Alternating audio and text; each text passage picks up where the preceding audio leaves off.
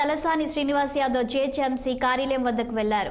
నగరంలో ఎలాంటి పనులు చేయకున్నా ఏడాది నుంచి ఎంతో ఓపికగా ఉన్నారని, గడిచిన 6 నెలల్లో వీధి దీపాల నిర్వహణ కూడా సరిగ్గా లేదని తలసాని శ్రీనివాస్ యాదవ్ ఆగ్రహం వ్యక్తం చేశారు.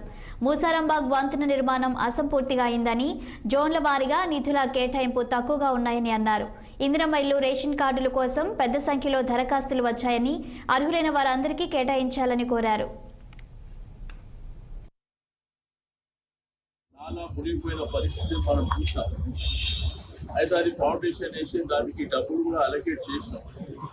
నీకు ఎస్ఆర్డిపి సిఆర్ఎంపీ నుంచి కూడా కోట్లాది రూపాయలు ఖర్చు పెట్టి హైదరాబాద్ అద్భుతంగా ఉండాలి, హైదరాబాద్ ప్రజలకు అన్ని అవసరాలు తీర్చాలన్న ఉద్దేశంతో మీకు బస్ పేర్లు కానివ్వండి, అదేవిధంగా పార్కులు కానివ్వండి, ఫ్లైఓవర్లు, అండర్ పాస్ ఈ కార్యక్రమాలన్నీ చేపట్టడం జరిగింది.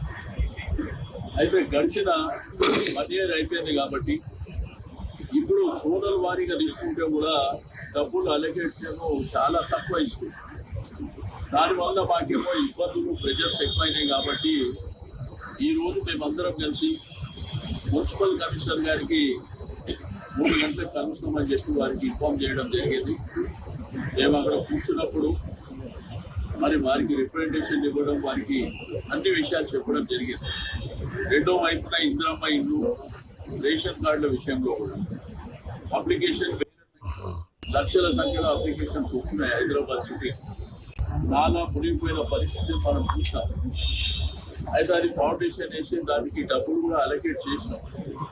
నీకు ఎస్ఆర్డిపి సిఆర్ఎంపీ